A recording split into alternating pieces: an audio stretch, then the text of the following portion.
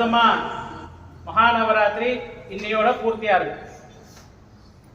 நவராத்திரி அப்படின்னா 9 நாள் அப்படின்னு அர்த்தம். இது தேவர்களுடைய ஒரு இரவு காலம். இது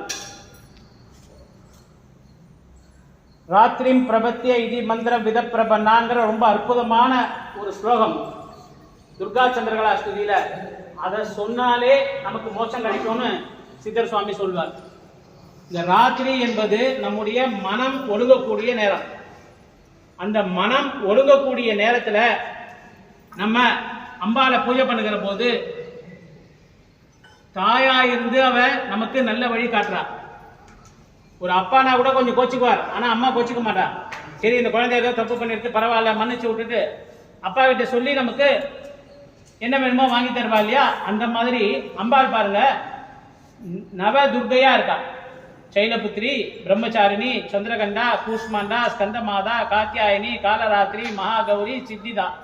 இந்த நவ துர்கையும் சேர்ந்தது விஜயதசமி அன்னைக்கு ஜெயதுர்காவா சிம்மவாகினியா அம்பாள் காட்சி தரா. அதனாலதான் துர்கை சித்தர் சுவாமிகள் இங்க ஜெயதுர்கா தேவிய பாரத தேசத்திலே முதல் முறையா ஜெயதுர்கா பீடத்துல ஸ்தாபிதம் பண்ணியிருக்கார். இந்த அம்பாளை வணங்கக்கூடிய மந்திரத்தை எல்லாருக்கும் சொல்லி கொடுத்திருக்காரு. ஓம் ஸ்ரீம் தும் துர்கே துர்கே ரக்ஷின் ரக்ஷினி ஸ்வாஹான். அந்த தும்ங்கிற பீஜம் அம்பாள் இருக்கக்கூடிய அந்த ஸ்ரீபுரத்துக்குள்ள நம்மள அலோ பண்ணக்கூடிய ஒரு பீஜம். ஓம் ஸ்ரீம் தும் துர்கே துர்கே ரக்ஷின் ரக்ஷினி ஸ்வாஹா. முக்காவாசி எல்லா மந்திரமுமே பாத்தீங்கன்னா நமகான்னு முடியும். ஹோமம் பண்ணும்போது தான் ஸ்வாஹான்னு சொல்லுவோம். ஏன்னா அக்னிகிட்ட கொடுக்குறோம். இப்போ நம்ம ஒரு ஆகுதியா இப்போ சுவாமிக்கு இப்போ பண்ண பூஜையெல்லாம் பார்த்தீங்க, ஹோமம் பார்த்தேன். இப்போ ஒரு பாயசம் கொடுக்குறோம், ஒரு வடையை போடுறோம், இல்லை ஒரு முக்கியமான மூலிகைகளை கொடுக்குறோம். யார்கிட்ட கொடுக்குறோம்? அம்பாள்கிட்ட டேரக்டாக கொடுக்க முடியாது. அதை நம்ம என்ன பண்ணுறோம்? அக்னி சுவாமிகிட்ட கொடுக்குறோம்.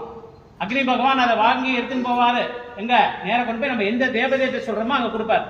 இந்த ஒரு பெரிய கைங்கரியத்தை அக்னி பகவான் பண்ணுகிற போது நம்ம ஸ்வாஹா அப்படின்னு சொல்றோம். ஆனா அதே ஸ்வாஹாங்கிற மந்திரம் பாருங்க, ஜெயதுர்காக்கு எப்படி வருது? ஓம் ஸ்ரீம் தும் துர்கே துர்கே ரக்ஷினி ரக்ஷினி ஸ்வாஹா. ஏன் அப்படின்னா அம்பாலே அக்னி ஸ்வரூபமா இருக்கா. துவாம் அக்னிவர் நாம் தபசா ஜுவலந்தீம் அப்படின்னு இருக்கலாம். ஜொலிக்கிற அம்பாள் எப்படி அக்னி ஸ்வரூபமா ஜொலிக்கிறதுனால அம்பாளை நம்ம ஓம் ஸ்ரீம் தும் துர்கே துர்கே ரக்ஷின் ரக்ஷினி ஸ்வாஹா அப்படின்னு சொல்லி அம்பாளை வணங்குகிறோம். இது ரொம்ப அற்புதமான இந்த காலம் நவராத்திரி. ராத்திரியில நம்ம பண்ணக்கூடிய பூஜையானது ராத்திரி மனம் ஒடுங்குகிற போது, அமைதியா இருக்கிற போது, இந்த 10 நாள் பாத்தீங்கன்னா நம்ம கர்ப்பத்தில் இருக்கிற மாதிரி ஒவ்வொரு நாளும் இந்த 10 நாள் எப்படி கொண்டாடுறோம் பாருங்க. கொண்டாடுறோம். நம்முடைய சனாதனத்துல மட்டும்தான் கொண்டாடுவோம். கொண்டாடதான் குழந்தை தெய்வம் கொண்டாடுற இடத்துல ஒரு குழந்தைய கொஞ்சிட்டே இருக்கும். கொண்டாடுறோம்னா அதை நல்ல ஆரோக்கியமா வளரும். அதே மாதிரி தெய்வத்தை கொண்டாடுறோம். எப்படி கொலு வைக்கிறோம், எப்படி வைக்கிறோம் பாருங்க.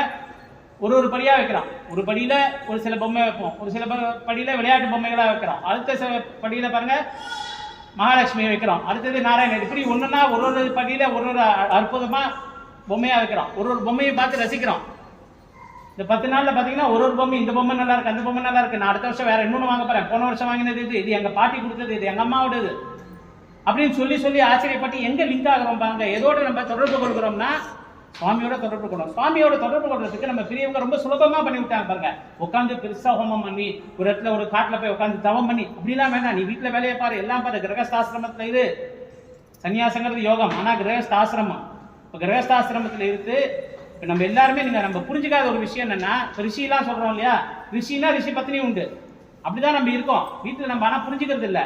நம்ம ரிஷி பத்னியமா இருக்கோமா அப்படின்னு புரிஞ்சுட்டான்னா உங்களுடைய வாழ்க்கை ஸ்பிரிச்சுவல் என்லைன்மெண்ட் வரும். இப்ப நம்ம வாழ்க்கையில முன்னேறமா, என்னப்பா எவ்வளவு சம்பாதிச்சா, என்ன பண்றேன்னு ஒருத்தர் கேட்பார்.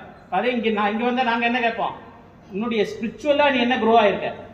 ஸ்பிரிச்சுவலா நம்ம குரோ ஆக நல்லா பாருங்க. பணத்திலேயோ மற்ற விஷயத்திலோ குரோ ஆகிறது கஷ்டப்பட்டு குரோ ஆகணும். ஸ்பிரிச்சுவலா நம்ம குரோ ஆகுனா கொஞ்சோண்டு திருப்பினா போதும், பெருசா வரும். இப்ப ஃபேன் என்ன, இப்ப ஃபேன் 5ல சுத்துனா என்ன பண்ணீங்க, லைட்டா ஒரு திருப்பீங்க, அவ்வளவுதான். ஃபேன் வேகமா சுத்துறது இல்லையா? அந்த மாதிரி தான் ஸ்பிரிச்சுவலா நம்ம குரோ ஆகிறதுக்கு உண்டான ரொம்ப அற்புதமான ஒரு நேரம் இந்த நேரம். எது? நவராத்திரி. இந்த நவராத்திரியில 9 நாளும் பாத்தீங்கன்னா ஒரு படியா நம்ம முன்னேறுகிறோம். அப்ப இந்த 10வது நாள் இன்னைக்கு விஜயதசமின்னு ரொம்ப அற்புதமான நாள். இப்போ இந்த வருஷம் ஒரு சின்ன ஒரு 11 நாளா 9 நாளா அப்படின்லாம் யோசனை வருது இல்லையா? அது இந்த பஞ்சாங்கம் வச்சு பார்க்குற போது அப்படிதான் வரும். பெரியவங்க என்ன சொல்றாங்களோ சரி நமஸ்காரம் சொல்லலாம், நமக்கு எதுவும் தெரியாது. அப்படியே சொல்லிட்டு அவங்க என்ன சொல்றாங்களோ கேட்டுக்கணும். ஆனா சித்தர்கள் சொன்ன ரகசியம் பாருங்க, இது மிக மிக ரகசியம். ஒரு 2 வருஷம் முன்னாடியே 3 வருஷம் முன்னாடியோ இது நம்முடைய பீடத்துல பேசி அதுவும் நம்மளுடைய யூடியூப் சேனல்ல போட்டிருக்கோம். நவராத்திரி ரகசியம்னு போட்டிருக்கேன். என்ன பாருங்க, இந்த அற்புதமான நவராத்திரிங்கிறது என்னைக்கு தொடங்குறதுன்னு பாருங்க. நவராத்திரி நம்ம அம்பாளுக்கு பூஜை பண்றோம் சரியா? பூஜை பண்றோம் என்னைக்கு தொடங்கும் அப்படின்னா வருஷா வருஷம் ஹஸ்த நட்சத்திரத்துல தான் தொடங்கும். வருஷா வருஷம் ஹஸ்த நட்சத்திரத்துல தான் தொடங்கும். ஹஸ்தம்ங்கிறது கை தூக்கி விடக்கூடிய நட்சத்திரம், பெருமாளுடைய நட்சத்திரம். பெருமாள் சொல்றாரு எப்படி இருக்காரு, இப்படி இருக்காரு பாருங்க. இப்ப நவராத்திரியில இங்க எல்லா உலகம் ஃபுல்லா இருக்கக்கூடிய அம்பாள் கோவில்ல பூஜை பண்ற அதே நேரத்துல தான் திருப்பதியிலையும் பிரம்மோற்சவம் நடக்குது. பகவான் எப்படி இருக்காரு, இப்படிதான் இருக்காரு. என்ன சரணம் அடே அப்படிங்கிறார், கையை பிடிச்சி நான் தூக்கி விடுறேங்கிறார். ஹஸ்தம் தான் பாக்குறோம். அந்த ஹஸ்தத்துல நம்ம நவராத்திரி ஆரம்பிக்கிறோம். ஹஸ்தம், சித்திரை, சுவாதி, விசாகம், அனுஷம், கேட்ட, மூலம், பூராடம். பார்த்தீங்கன்னா 8வது நாள். 8ங்கிறது அஷ்டமி, கஷ்டத்தை போக்கக்கூடிய நாள். அந்த 8வது நாள் பூராடம். பூராடம் என்பது போராட்டத்தை முடிவுக்கு கொண்டு வரக்கூடிய நாள். இப்போ நீங்க கணக்கு பண்ணி பாருங்க, இந்த வருஷம் அஸ்தத்திலேருந்து ஆரம்பிச்சோம். அமாவாசை அன்னைக்கு கலச ஸ்தாபனம் பண்ணோம். அடுத்த நாள் சுவாமிக்கு பூஜை பண்ணிட்டோம். அடுத்த நாள் என்ன, அஸ்தம் ஆரம்பிச்சோம். செவ்வாயோட செவ்வாய் 8வது நாள் பார்த்தீங்கன்னா பூராடம் வருது பாருங்க கரெக்டா.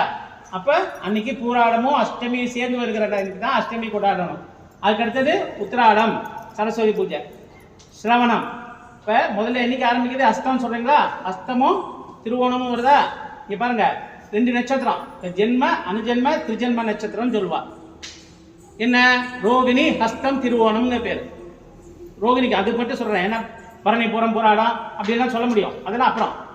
ரோகிணி, ஹஸ்தம், திருவோணம். இப்ப பாருங்க என்னைக்கு ஆரம்பிச்சு, அஸ்தம் ஆரம்பிக்குது. நல்லா புரிஞ்சுக்காங்க, இதான் ரொம்ப சீக்கிரட்.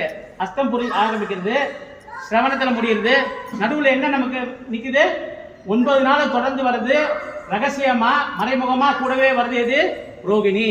அப்ப ரோகிணி நட்சத்திரம் யாரு, பெருமாள். ரோகிணி கிருஷ்ணர். ஓகே, அதே ரோகிணி நட்சத்திரம் யாரு, அம்பாள் காளி. ரோகிணியில அப்படிதானே மாயாவா வரா. அப்ப இந்த அம்பாளை பாருங்க எப்படி மறைமுகமா இந்த 9 நாளும் நம்ம கூடவே ரோகிணி நட்சத்திரியா வரா. ஸோ இந்த 9 நாளும் தாந்திரம் சொல்றது இதுதான், சித்தர்களுடைய ரகசியம் இதுதான்.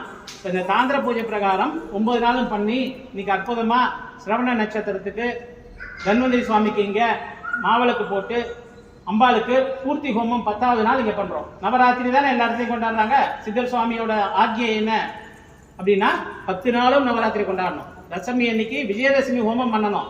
அதனாலதான் இன்னைக்கு விஜயதசமி ஹோமம். இன்னைக்கு பாக்கியம் நமக்கு என்னன்னா ஒரு குருவாரமா போச்சு. குருவாரங்கிறதுனால இன்னைக்கு கிருஷ்ணருக்கு பண்ணோம், தன்வந்திரிக்கு பண்ணோம், மகாலட்சுமி பண்ணோம், பெருமாளுக்கு பண்ணோம், வெங்கடாஜலபதிக்கு எல்லாருக்கும் ஹோமம் பண்ணி எல்லா சண்டி ஹோமத்திலேருந்து தேதுர்கா ஹோமம் வரைக்கும் பண்ணி இப்ப சுவாமிக்கு ஆர்த்தி பண்ணி இப்ப பூர்த்தி பண்றோம். இது பக்தர்களுக்கு.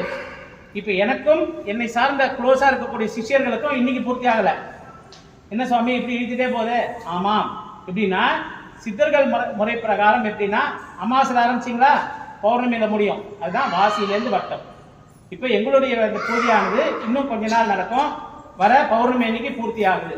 அப்ப இந்த 15 நாளும் வாசியிலேருந்து வட்டம்ங்கிறது நம்ம முழு மனதோட அம்பாலை வணங்குகிற போது நாம் மேலும் மேலும் மேன்மை அடையலாம். நீங்க எல்லாம் இந்த வருஷம் நன்னா இருக்கணும், ஒவ்வொரு வருஷமும் நன்னா இருக்கணும், மேல மேல சௌக்கியமா நன்னா இருக்கணும்னு சொல்லி உங்களை ஆசீர்வாதம் பண்றேன்.